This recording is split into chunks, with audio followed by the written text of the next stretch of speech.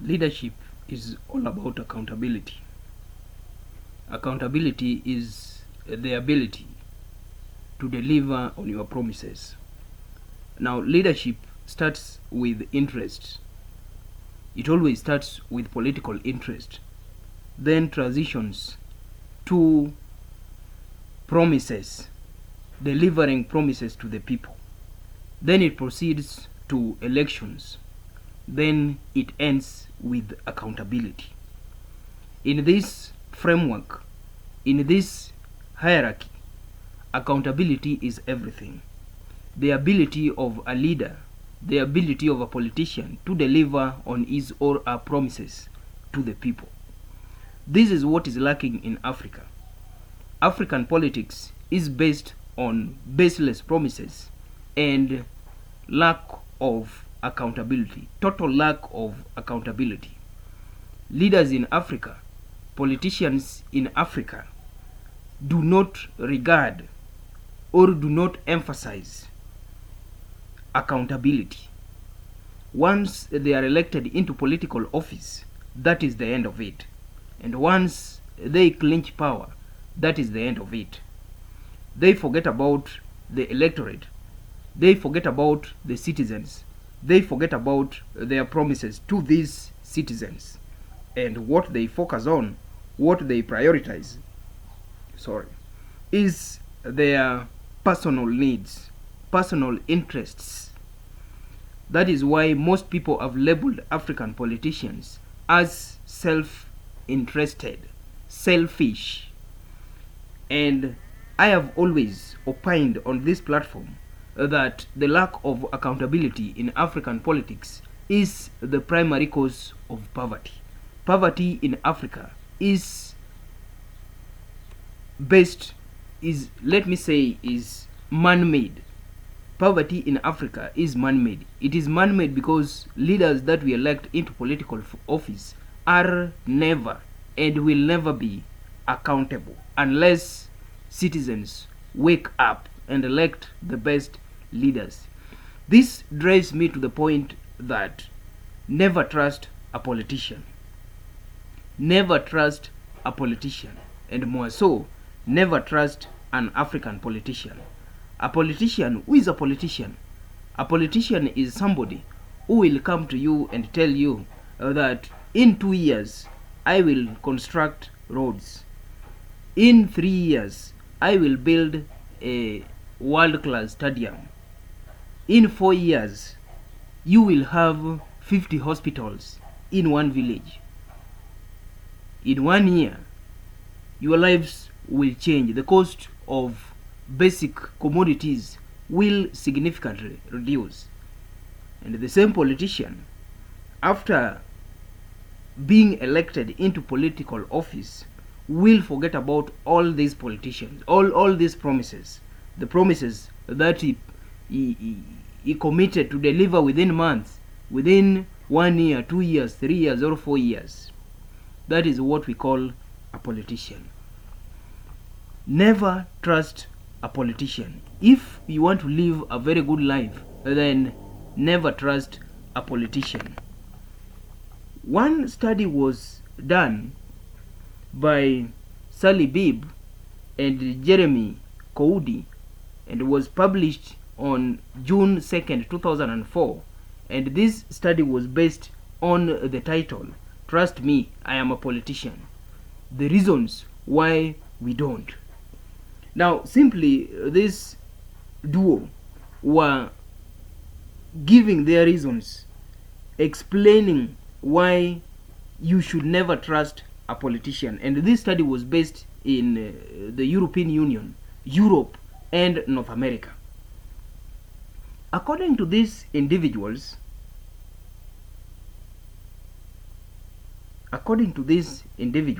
when this study was done, a survey of attitudes to trust held across Europe and North America, Tony Blair, Silvio Berlusconi, and Jacques Chirac were cited by respondents as being among the least trusted names. That was a study done in 2004. Now, these people are saying that those people that most frequently and explicitly talk about trust, chiefly politicians and senior business executives, are the ones that have it the least. This is the true paradox. I think that explains it all.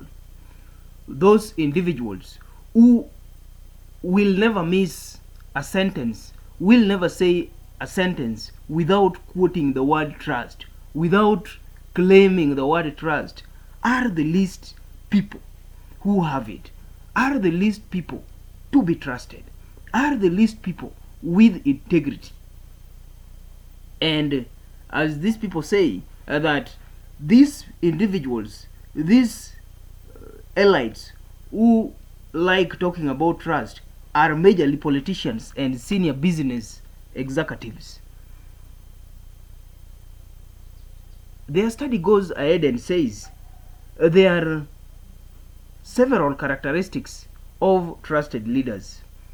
A leader who can be trusted, a leader who is integral, a leader who is honest.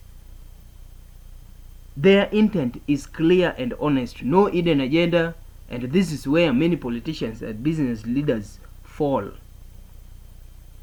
A leader who can be trusted, they genuinely have the best interests of others at heart.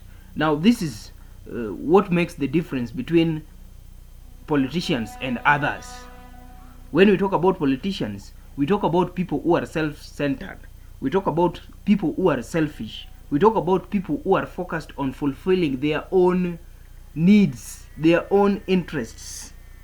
That is what a politician is, not a person with the interests of the people at heart. When we talk about leadership, leadership is an interaction between politicians and the citizens. It is an interaction, a mutual interaction between the people and leaders.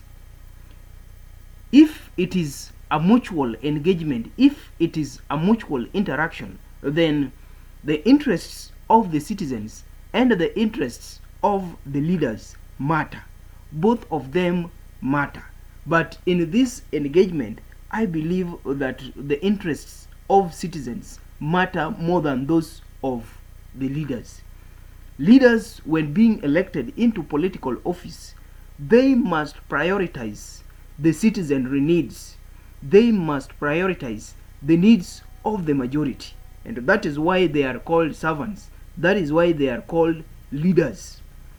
But the opposite happens in Africa, and the opposite happens in other parts of the world. When leaders are elected into political office, they tend to focus more on their interests. They tend to focus more on their needs, and they tend to focus more on what benefits them most. They put very less effort on the interests of the citizens, on the issues that benefit citizens, and on matters that strongly affect citizens. Those are given, let me say, a blind eye. That is who a politician is, an individual with his or her interests at heart, with complete ignorance of citizens' interests, citizens' needs, and issues that affect citizens. Leaders who can be trusted, they want to leave a legacy. A legacy.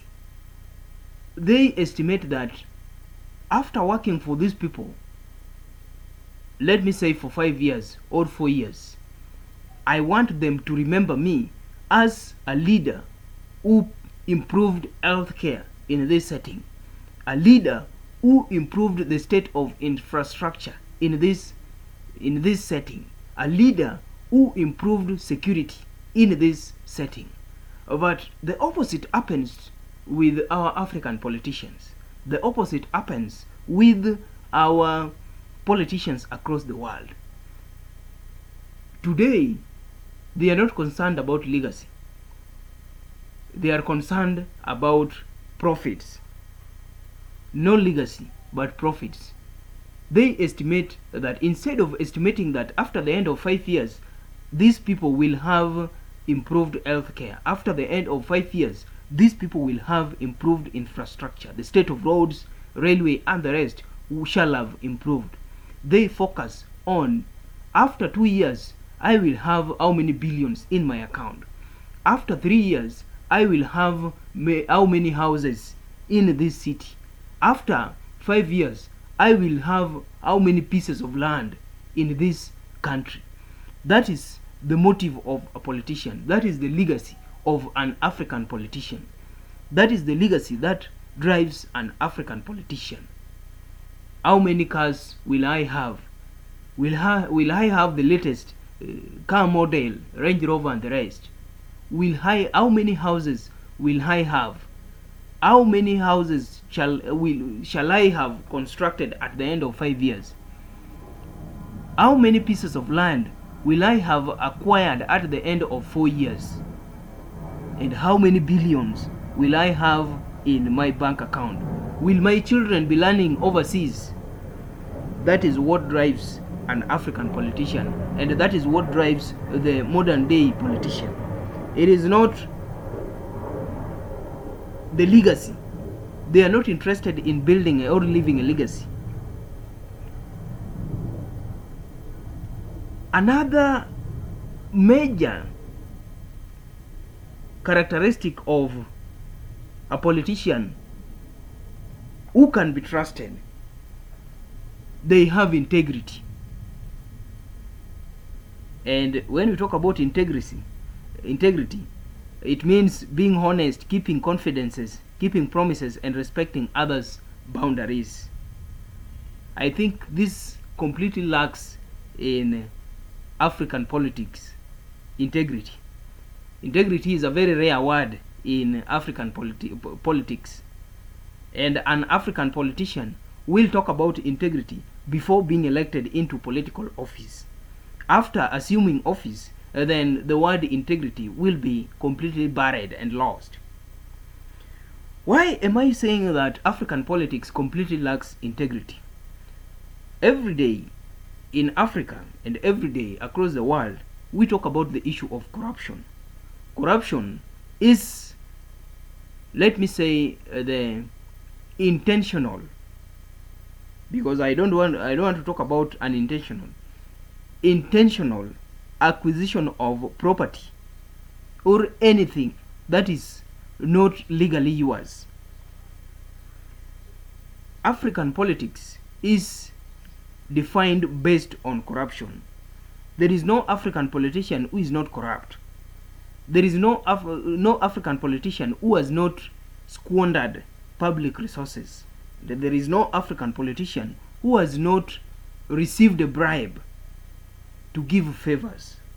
This is the defining characteristic of African politics, a politician based in Africa.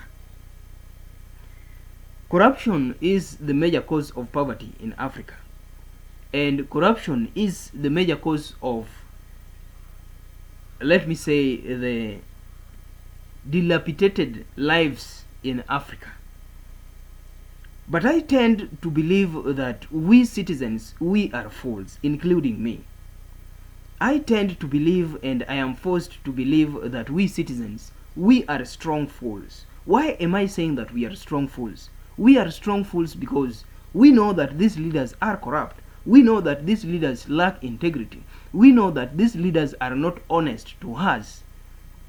We elect them for 5 years, and we still re-elect them for an additional 5 years. In my country, Kenya, an MP can be elected, a member of parliament can be elected up to 20 years.